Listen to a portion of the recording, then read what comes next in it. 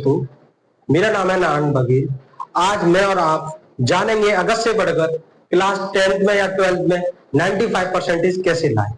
आपने थंबनेल देखा होगा इस वीडियो का, इसलिए आप इस वीडियो पर आए हैं। तो मैं आपको 5 बोनस बातें बताऊंगा जो आप इन्हें मानकर या कर कर क्लास 10th में या क्लास 12th में 95 एवं भी ला सकते हैं। 95 नहीं, एवं 99, 97, 96 इन 5 बातों को लेकर, वो भी अगस्त से बढ़कर। जो निकल गया उसे निकल जाने दीजिए। अपने अप्रैल निकाल दिया, मई निकाल दिया, जून निकाल दिया, जुलाई भी निकाल दिया, बट अभी भी हमारे पास और आपके पास मौका है कि जब हमें पता हो जब से मौका है। ठीक है, अगस्त से बढ़ के भी आप ला सकते हैं। बस इन 5 रूल का आपको ध्यानपूर्वक, केयरफुली, इफेक्टिवली काम करना है। ठीक है, तो आप पहले ये जान लीजिए करना क्या है। आपको हमारे पास महीने कितने बचे? हमारे पास टोटल 6 महीने बचे हैं।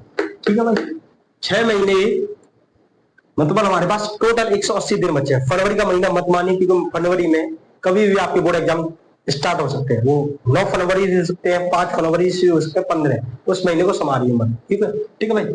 तो आपके पास टोटल 180 डे बचे हैं। कितने? 180 डेज। ठीक है भाई।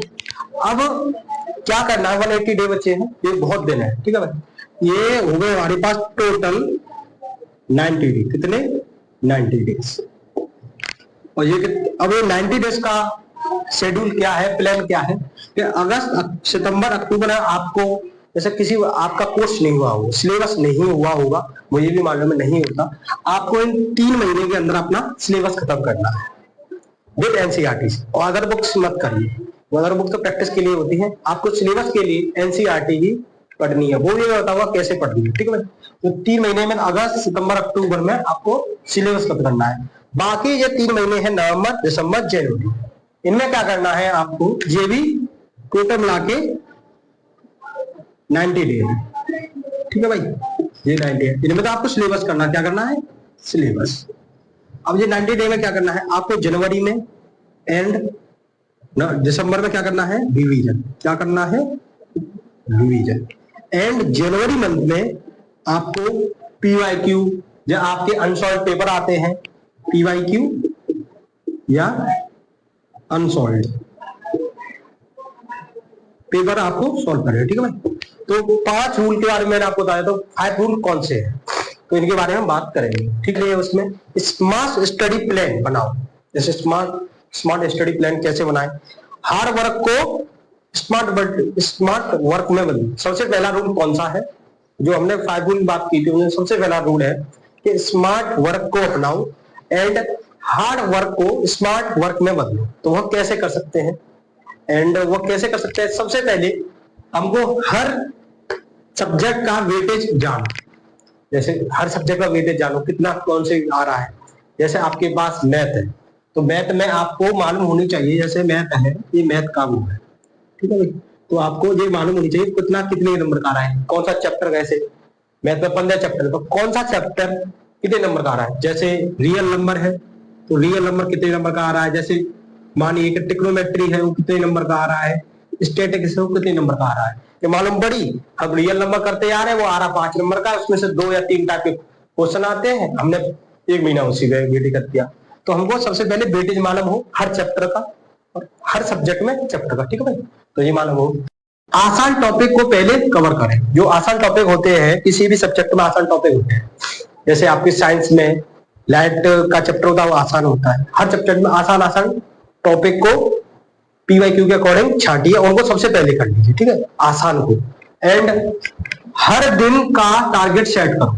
हर दिन एक टारगेट सेट करना चाहिए कि जैसे मैंने माना कि मुझे आज इतने क्वेश्चंस लगाने हैं, कि एक चैप्टर पूरा कंप्लीट करना है, कि मुझे इतने क्वेश्चंस आज करके जाने हैं, कि 2 चैप्टर मुझे लर्न करने हैं। तो हर दिन का टारगेट सेट करो। एंड लास्ट इंपोर्टेंट कि आपको टाइम टेबल ऐसा हो जो रियलिस्टिक हो, कि ऐसा नहीं कि आप बहका के में आगे बना ले 12-14 घंटे पढ़ाई नहीं। आपको 6 से 7 घंटे की पढ़ाई कंपलसरी है। आप बोर्ड एग्जाम में 95 एवं ला सकते हैं। ठीक है, तो ऐसा टाइम टेबल बनाइए जो आप अफोर्ड कर सके, आप इसे नियम अनुसार कर सके। ठीक है भाई, और एक लाइन भी लिखी है किसी ने इसमें कि जो हर दिन जो हर दिन खुद से मुलाकात करता है वही एग्जाम में दूसरों से आगे निकलता है। जो आप किताब कॉपी से मुलाकात करेंगे, ठीक, मुलाकात की बात हो रही है इसमें, किताब कॉपी, आप किताब कॉपी से मुलाकात करेंगे तो आप एग्जाम में दूसरों से आगे जाएंगे, ठीक है भाई। एंड से आते हैं, सेकंड रूल है हमारा, एनसीईआरटी को भगवान मानो, क्योंकि बोर्ड एग्जाम में एनसीईआरटी काम कैसे करती है, भगवान का, ठीक है। उससे लाइन बाय लाइन पढ़ना है। जैसे आपने कोई भी टॉपिक पढ़ा, टीचर ने पढ़ाया, ऑनलाइन पढ़ा, वन शॉट वीडियो देगी, आप उसके पढ़ने के बाद एनसीईआरटी बुक लीजिए, एनसीईआरटी बुक को ऐसे लीजिए और ऐसे पढ़िए लाइन बाय लाइन। कैसे? जैसे कोई भी टॉपिक हो, जो एनसीईआरटी बुक है तो जिसमें कुछ भी लिखा है उसे लाइन बाय लाइन पढ़िए।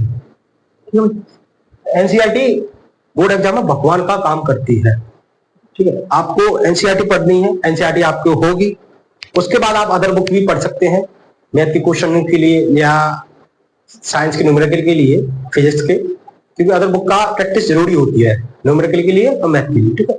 एनसीईआरटी के बाद पहले एनसीईआरटी क्वेश्चन लगाइए, क्वेश्चन पढ़िए, जब उन्हें करिए, ठीक है। तीसरा क्या है, तीसरे पे चलते हैं, क्या है, सेल्फ टेस्टिंग एंड रिवीजन का सिस्टम बनाओ। तो सेल्फ टेस्टिंग कैसे कर सकते हैं आप? सेल्फ टेस्टिंग ऐसे कर सकते हैं, किसी आपने स्कूल में कोई चैप्टर पढ़ के गए तो आप उसका टेस्ट दे रहे हैं, ठीक है, तो उसके नंबर मालूम पड़ जाएंगे आप कहाँ हैं। जैसे आपने बहुत ऐसे चैनल वो होते हैं, ऐप होते हैं जिन पे आप फ्री में टेस्ट दे सकते हैं, आपका रेट हाल के हाल मालूम पड़ जाएगा।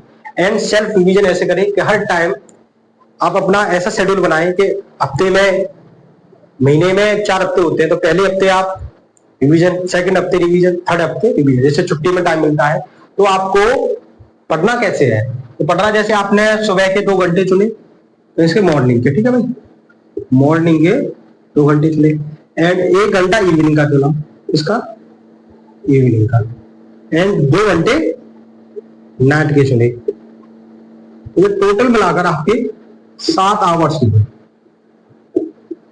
एंड इतना ही बोर्ड एग्जाम के लिए सफिशिएंट है। 7 आवर बहुत सफिशिएंट है। आपको अब रिवीजन कैसे करना है, जैसे आपके अनसॉल्व पेपर आते हैं, ये आपके नवंबर और दिसंबर का शेड्यूल बता रहा हूं, आपको अनसॉल्व पेपर लेकर, कॉपी लेकर वो प्रैक्टिस करनी है, टाइम लगाना है, टाइम मैनेजमेंट भी देखना, उसके ऊपर भी वीडियो बना दूंगा। पर आपको अभी भी आप ऐसा नहीं जब भी बनाए, जब बीच बीच में आप सेल्फ रिवीजन भी करें और सब टेस्टिंग की प्रैक्टिस करें, ठीक है भाई। ये है तीसरा। फोर्थ पे चलते हैं। फोर्थ क्या है आपका, mental health and discipline equal to hidden weapons. जो आपकी मेंटल हेल्थ है वो बहुत जरूरी है, और डिसिप्लिन के साथ, क्योंकि आपकी सेहत के साथ आप खिलवाड़ नहीं कर सकते। जितना ही आपके लिए पढ़ना है इतनी ही आपकी मेंटल हेल्थ भी है, इसलिए आप समय अनुसार सोए। कम से कम आपको 6 से 8 आवर्स स्लीपिंग चाहिए, एंड आप इसके साथ 1 आवर एक्सरसाइज भी कर सकते हैं, ठीक है, ये बहुत जरूरी है। एंड डिसिप्लिन, आपको डिसिप्लिन होना चाहिए डेली। तो इसलिए मैंने एक लाइन लिखी है इसके ऊपर, मैं आपको पढ़ के सुनाता हूं कि रात भर जागना कामयाबी नहीं लाता, हर दिन थोड़ा थोड़ा चलना पड़ता है मंजिल तक पहुंचने के लिए, ठीक है, थोड़ा थोड़ा। आज डिसिप्लिन क्या होता है, डिसिप्लिन आपने बहुत वीडियो देखी, डिसिप्लिन से आप अकॉर्डिंग चले तो आप 100 में से 100 स्कोर करते हैं, ठीक है भाई। तो आपको मेंटल हेल्थ के साथ डिसिप्लिन आपका एक सीक्रेट हथियार होगा, ठीक है भाई। एंड फिफ्थ है आपका, आपके मोटिवेशन के लिए है, आप इसे ध्यानपूर्वक सुने।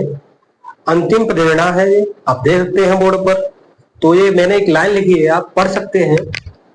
टॉपर वो नहीं है जो सबसे ज्यादा पढ़ता है, ठीक है भाई, टॉपर वो नहीं है जो सबसे ज्यादा पढ़ता है, जो सबसे सही तरीके से पढ़ता है।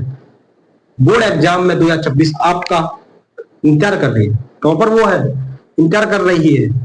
अब बारी है चमकने की, ठीक है। इससे क्या मालूम पड़ता है, टॉपर वो नहीं है जो आपसे ज्यादा पढ़ता है, बट टॉपर वो है जो सही तरीके से पढ़ता है।